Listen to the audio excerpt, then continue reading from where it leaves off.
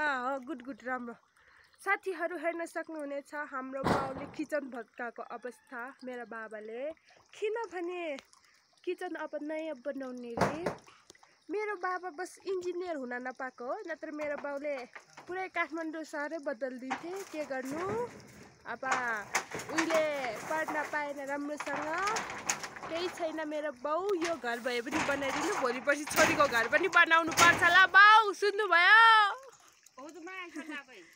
हेर्न सक्नुहुनेछ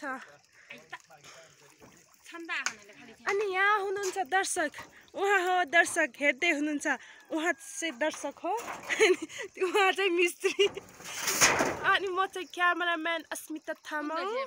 तपाईँ हेर्नुहोस् राम्रोसँग म तपाईँलाई देखाउँछु मेरो घरको अवस्था किनभने मेरो बाउले यो किन भत्काउन लागेको भने अलिकति राम्रो भएन कि हो माथिको छत अनि यो भित्र चाहिँ मेरो घर होइन यो चाहिँ किचन हो अनि यो किचनभित्रको त्यो के भन्छ ओडा जस्तो देखिरहनु भएको छ नि त्यो चाहिँ चुलो हो त्यहाँबाट धुवा पस्दैन मतलब धुवा जाँदैन राम्रोसँग त्यही भएर बाउले अब नयाँ स्टाइलले बनाउन खोज्नु भइरहेको छ अनि त्यही भएर म चाहिँ क्यामेराम्यान बनिदिएको तपाईँ हेर्न सक्नुहुनेछ मेरो बाउले कस्तो कालो देख्दो रहेछ उहाँ दर्शकबिन के भन्न चाहनुहुन्छ तपाईँको घर बन्दैछ नयाँ तरिकाले भन्नुहोस्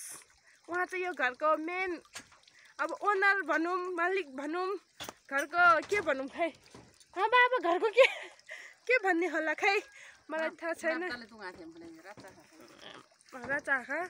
छ मेरो बाउले त्यहाँ देख्न सक्नुहुनेछ एकदम मेहनत गर्नुहुन्छ मेरो बाउले यो दसैँमा मेरो बाउले यत्रो काठ काटेर लिएर आउनु भएको अनि यो हिजो दुईटा ढोका हिजो बनाउनु भएको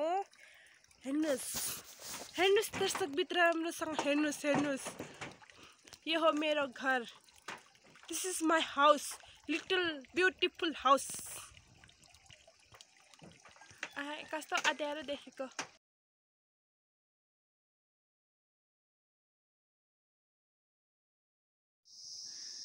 यो किचन रिपेयरिङ गर्नलाई पनि मलाई 10 दिन लाग्यो है अझै बाँकी छ भित्र सरङ फराङ हाल्नुपर्ने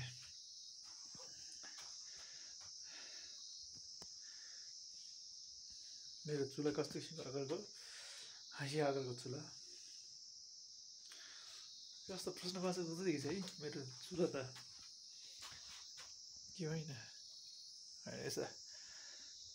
घट्टामा झुन्डिएको चरा जस्तो घट्टाको सौलीमा झुन्डिएको चरा जस्तो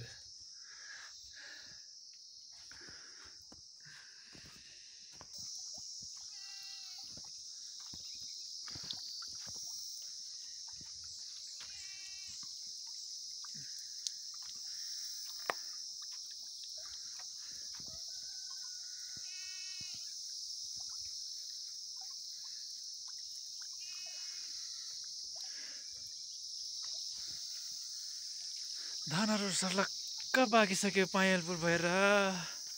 हेर्नु जताततै पायलपुर हुँदैछ धानहरू